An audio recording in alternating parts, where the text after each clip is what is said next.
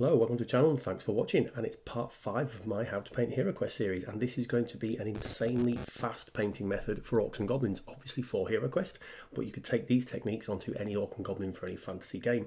Just showing the models off here, there are 7 types of model, 2 of each we're going to go through in this set, and I do get this whole lot done in under 4 hours, so this scheme is very fast. Now the models here, I've done black spray and then a zenithal coat of the white colour to set the models up ready for the contrast paint, and that is what the majority of this painting scheme is going to be. So if you want a superb, super detailed, super highlighted scheme, this is not going to be for you. But if you want a method that's going to be super quick to get your models on the table, absolutely ideal. And I did this over the course of 2 evenings, literally in the week that this video is launched. Now we're starting off with metallics. This is a contrast paint scheme for the most part, but I think metallics work better with genuine metallics. So we're working across all the models with a gunmetal colour. On the swords, you can see here there are some other details, some knee pads, some kind of shin plates and things you might want to do in metallics. And that is one point on these models. If specifically you're doing these models, the detail is not great, and sometimes I was missing things as I was going around just because the moulding and sculpting and stuff isn't fantastic. Nice models for the purpose that they are, which is for the HeroQuest, but just be careful if you are doing that to take some attention there. You can see I'm doing a knee pad on the goblin. I've done the goblin sword, and now we're moving on to the next metallic colour. Retributor armour, adding a bit of brass on to give a little bit more interesting detail.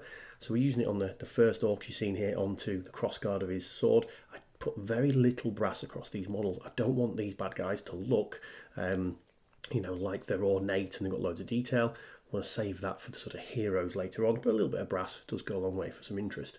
Now, as you go in, you've got to be as careful as possible painting. You can see here I spread some brass across the metallics. Just wet the brush and then just rubbed that paint off. That is one tip when you're painting, particularly with contrast that we're going to go into in a minute. Really try to keep, the colours within the lines, because it really will help later on. Now, the female goblin has got some little brass kind of earrings that I'm painting onto there. And just as you go through, really, you can do more or less, or you can put the colours on how you want. It is up to yourself, and you'll see as we go through the areas that I've picked to do those different colours, and I do a showcase at the very end. Now moving on to the orc flesh, this is the first of the contrast range. Obvious colour for the orc skin, really, it's labelled up as that, so we're going there. It is quite a vibrant colour, so really do try to keep this off those metallic areas. If it does go on, just try and scrape it off as fast as possible. So you are being quick doing this. Now moving on to a plague bearer flesh. For the goblins, I wanted the goblins to have a different colour scheme. In the background of a lot of games, orcs and goblins do have different coloured skin. They get darker as they get older and they become bigger, so I thought, right, keep the goblins fairly pale. Now I noticed with the goblins I'm keeping away from the mouths. The mouths are open, so later on we're going to paint the teeth and the tongues and stuff of the goblins with contrast, whereas with the orcs you really won't be able to not get this contrast paint on the teeth and things, so don't worry about it. If you cover the mouth of the orcs, don't worry about it, we can cover that later. Now here's what I'm meaning about spotting details difficult. I'm going back with some of the silver over the knees of the female goblin because I did not notice that there were knee pads that should be metallic on that model. And that's what you do find with these. The sculpting isn't that crisp and it can be easy to miss things that all of a sudden once the paint goes over it, you suddenly realise it should have been something else. Don't worry about it, you can correct it. Just try not to make those mistakes. Now using a nice vibrant red, again the contrast, onto the clothing of the orcs and goblins. If you've watched the scenery painting guide I did for HeroQuest, you'll know I use this red on a lot of the cloth and things like that, and it's a nice thing to do to tie all the figures and scenery together so it looks like a unified gaming set. Also it cuts down on the amount of paint you have to buy, obviously do there. They're not cheap, these contrast paints, so trying to utilise the same colours across a lot of the range. There are some extra colours I have for when we get to the heroes to make them stand out a bit differently. Now moving on to the leather, one of the nicest colours in the contrast range, I think, how you work with the leathers. Across the handles of the swords and the axes and maces and things, but also moving on to a thin brush and putting a line of it across all the leather straps across the model. Again, quite a lot of the straps to go through.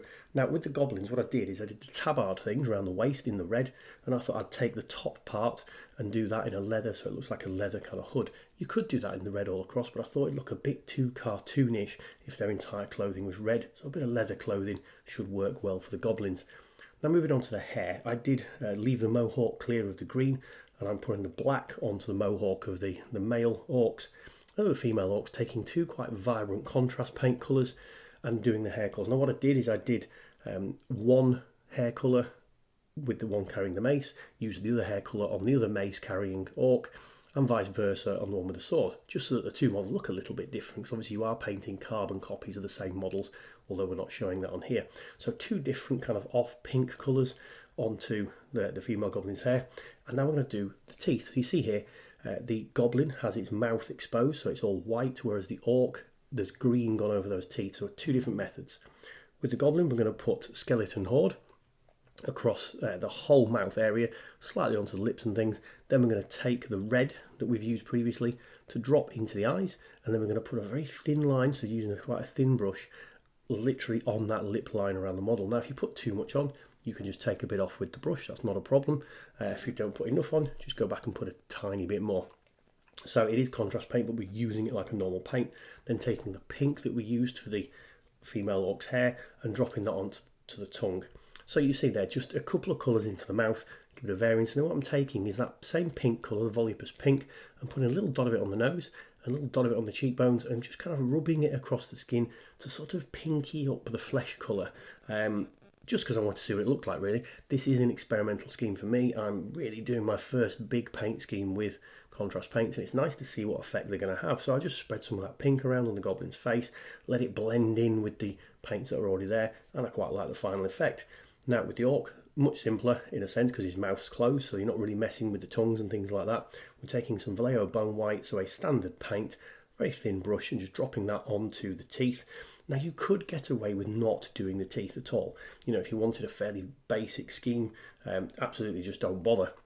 But I'm doing it because this is not a super complicated scheme in any case, and spending a little bit of time just to get the teeth done, I think just brings the models up slightly more. Same as before, red into the eyes, which I've done on all the models. So all the models have had this red just dropped into the eyes. And then I put a little bit of that red across the lips. Now, because his mouth is closed, it pooled up quite a lot, as you'll see here.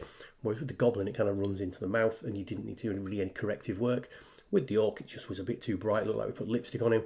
So again, took the paint off the brush, just go back over and almost smear it into his mouth, if that makes sense. So you've got a nice thin line of that red, hopefully you can see there, into the mouth. And that's it. So a fairly simple way of doing teeth and face for the two figures there. Now the base, dead easy, obvious choice. With the scenery, we use the Basilicanum Grey for a lot of the stone, so the stone doorway entrances and a lot of the tables and things. So obvious choice to put onto the base. If you watch the very first video we did, we showed you how we did this base. Really simple, and this is just going to tie it together with the scenery. And then once that's all dry, so make sure you do leave it thoroughly dried. I did leave these overnight to this next stage. Once you've done this, you've then got to leave them to dry again for a day. Hence why it took me 2 days to really do this paint scheme. We're using a Seraphim Sepia wash, getting this all over the model. A fairly thick coverage, but making sure we're moving any sections that pool up. As you can see, we're going back over a couple of places. Get it right down onto the base as well, because in the scenery guide I've shown on the channel, we covered the scenery with this as well. And that is it. Now when they are dry, I would always give them a varnish layer, which I've not done here, but it will take away some of the shine if you use a matte varnish. A little bit of shine left because of that wash, but here's how the models have ended up. I think a really quick, simple scheme. Like I said, this was under 4 hours for the whole scheme to be done. I spent a couple of hours on the first night, second night was the wash, and the whole scheme was done. So this is 14 models in less than 4 hours. So a very, very quick colour scheme. It is not earth-shatteringly amazing scheme, so it's not going to win you any painting awards, but what it will do is get your models on the table super quick and be a really nice, effective kind of scheme, and it will make the game far more enjoyable, I'm sure, when I'm playing, because it's always nicer to play a game with a fully painted set. One thing I would say is I really did love the goblin skin colour. So this is the Plague Bearer flesh colour. You will see here as well, if you look at this goblin, one hand has been done completely leather, one hand has been done with actual skin colour, because when I painted it the first time, it looked like a glove. Wasn't until I did it I realised actually that was skin. Don't worry about those little mistakes if you make them, or you might want to worry and take more care now you've seen the mistakes that I've made. But I do think a really nice colour scheme. Hopefully you think the same. If you did like that kind of super speed paint goblins, like, comment, subscribe, and I'll see you in another video.